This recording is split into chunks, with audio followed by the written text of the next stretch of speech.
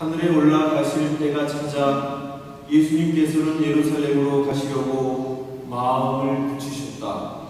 그래서 당신에 앞서 심부름꾼들을 보내셨다. 그들은 예수님을 모실 준비를 하려고 길을 떠나 사마리아인들의 한 마을로 들어갔다. 그러나 사마리아인들은 예수님을 맞아들이지 않았다. 그분께서 예루살렘으로 가시는 길이었기 때문이다. 야고보와 요한 제자가 그것을 보고 주님, 저희가 하늘에서 불을 불러내려 저들을 불살라 버리기를 원하십니까? 하고 물었다. 예수님께서는 돌아서서 그들을 꾸짖으시셨다. 그리하여 그들은 다른 마을로 갔다.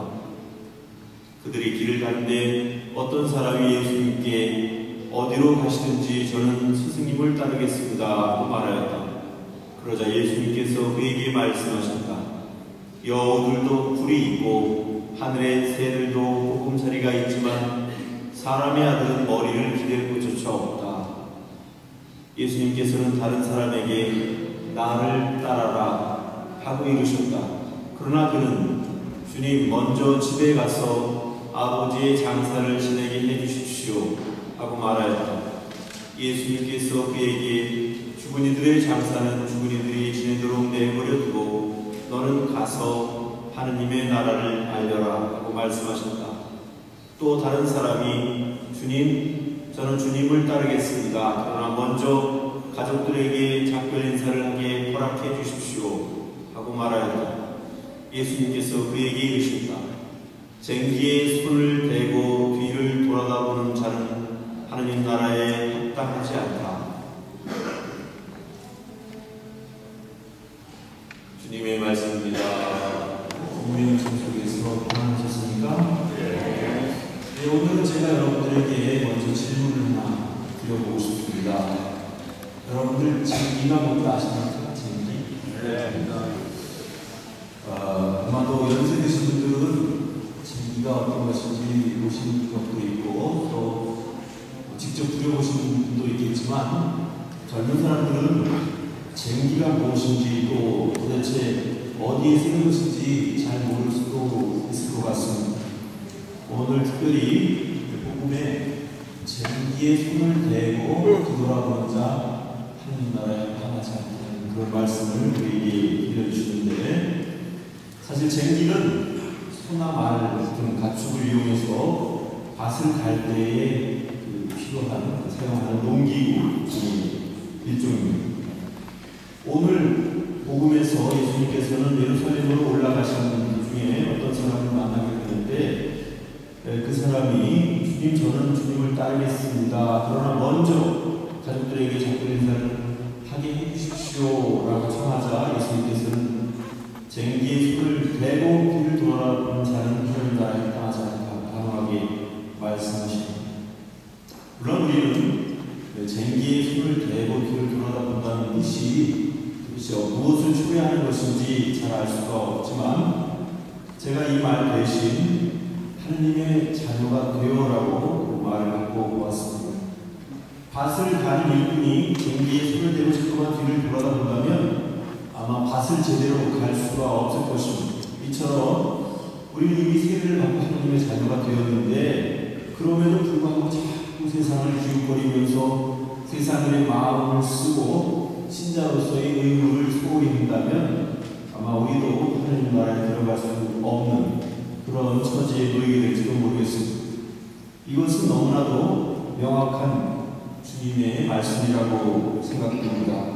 이 말씀을 통해서 과연 우리는 주님의 말씀을 따르기 위해서 하느님의 자녀가 되었고 세례를 받았는데 과연 그에 합당한 삶을 살고 있는지, 아니면 아직도 자꾸만 세상의 걱정과 세상의 일을 가지고 거기에 관심을 쏟고 있는지 한번 자신을 되돌아볼 수 있는 그런 기회가 되었으면 좋겠습니다.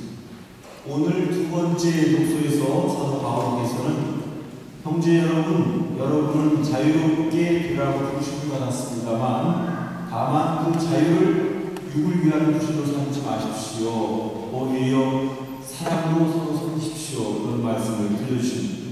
뿐만 아니라 그러나 여러분이 서로 물어뜯고 잡아먹고 한다면 서로가 파멸할 터이니 조심하십시오. 그 그리고 성령의 인도를 따라 살아가십시오라고 충고하고 계십니다.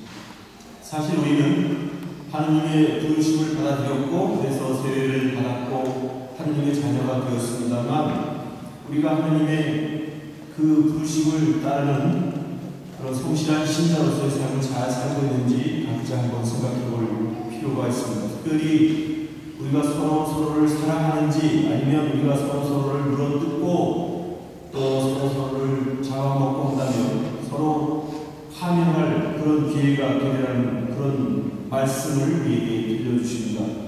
물론 우리가 하느님의 부르심을 받아들였고 세례를 받아서 하느님의 자녀가 되었다는 것 자체는 참으로 큰 영광이 아닐 수 없습니다. 그 영광은 하느님의 나라를 차지하기에 합당한 자격을 갖게 되는 것입니다.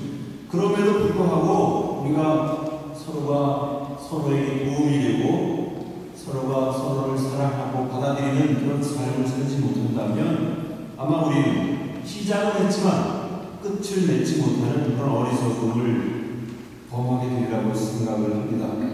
쟁이기에 손을 대고 뒤를 돌아보는 자는 하느님 나라에 합당하지 않다라고 주님께서 말씀하신 것 같이 우리는 한결같은 마음으로 주님만을 바라보고 주님의 참된 뜻을 따라 살아가는 우리 자신들이 되었으면 좋겠습니다.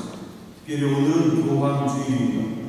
교황님께서는 우리 시대의 고뇌와 아픔을 온몸으로 떠받들며 어렵게 살아가시는 분이십니다. 그렇기 때문에 특별히 우리의 많은 기도와 협력이 그 어느 때보다도 필요합니다.